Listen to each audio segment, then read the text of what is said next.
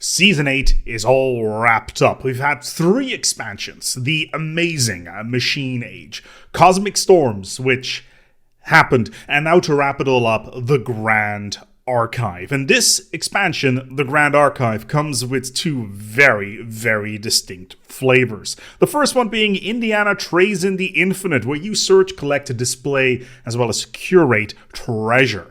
And this also includes a origin which is directly influenced by Treasure Island and or Planet. Now on the other hand, we have the Wonders of Space Dr. Moreau Frankenstein, where you can capture space fauna and bioengineer, graft them into ships like the Dino Riders on steroids. And of course, this has its own origin as well. And all of this is all wrapped up in a wonderful package which adds new tradition trees, new space creatures, a new mid-game crisis, music, events, archaeology, and much, much more. And I'm just gonna go and kick the door straight in. This expansion isn't perfect, but I love it anyway. At its foundation, it refreshes 8 years of content by adding tons of new effects, bonuses, as well as story.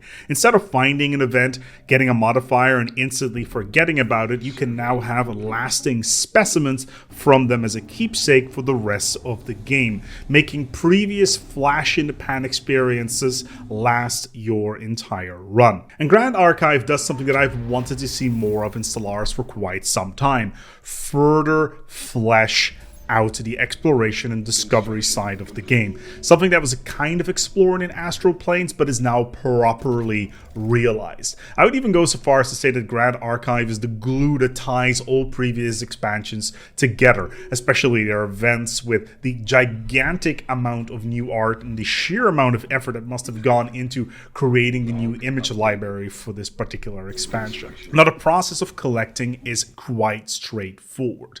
You complete an event, and you may be given a specimen as a additional reward from it. You can then place it in your Grand Archive on display for the entire galaxy, and every specimen gives you additional bonuses, making events and exploration even more important. Specimens may also come in a variety of quality grades, from common to exceptional, the former generating only a minor active reward, the latter massive ones. Specimens are essentially minor relics with smaller bonuses, as well having a cost to keep their passive bonuses active. And the whole system also has its own origin attached to it, where your goal is to Indiana Jones across the stars to find a lost treasure. It gets a little bit samey after a few runs, as you know, it is a narrative origin, so it's kind of railroady, but the reward it still is quite powerful.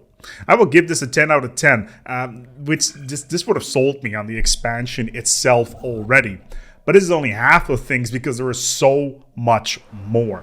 Now, the fans of the game have been asking for bioships for quite some time, and whilst it's not exactly what we got here, you can now capture and genetically engineer space creatures into ships. Yes, you can definitely strap a laser to the eyes of a Tajanki, as well as add a crushing maw to the new asteroid aliens, and much, much more.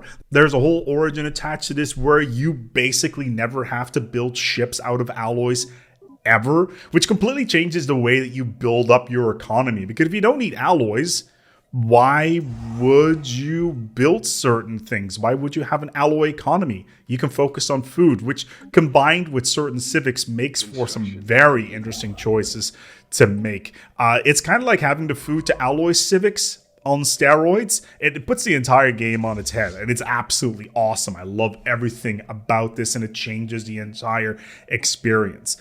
Sadly, it does make a massive mess out of the fleet manager screen, as navigating the varieties of space creatures becomes a massive pain, but that's a minor sacrifice for being able to play in new exciting ways. There's also a new mid-game crisis with the new Voidworm space creatures, which just adds to the fun repertoire of the previously rather dull mid-game phase of the game. The devs have made such effort in making the mid-game more interesting the last few years, and this just adds even more stuff to do. And of course, there is new music as well.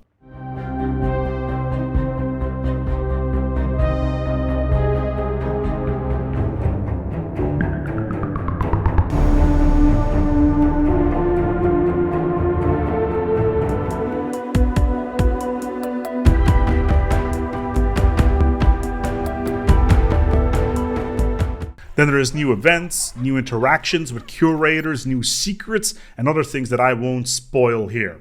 Long story short, Grand Archive is a great expansion that will likely continue to increase in value until the end of the game's life cycle, as new artifacts and specimens will likely be continued to be added over the remaining life of the game, adding more stuff for you to add into your Grand Archive, hopefully for years to come. If anything, it adds a lot more life to the Stellaris universe, which is always a big plus in my book. And in the end, yes, Grand Archive is a great addition to your Stellaris experience, and I would put it up there in the same category as Distant Stars, which for me is pretty high praise. Grand Archive is available for $14.99 and/or local equivalent, as well as part of the Season 8 Expansion Pass. Thank you so much for watching. If you want to know more about Stellaris or any sort of sci-fi games, make sure that you subscribe to the channel. But in the meantime, we're going to go ahead and wrap it up here. Thank you so much for watching, and until next time, take good care of yourselves, and as always, each other.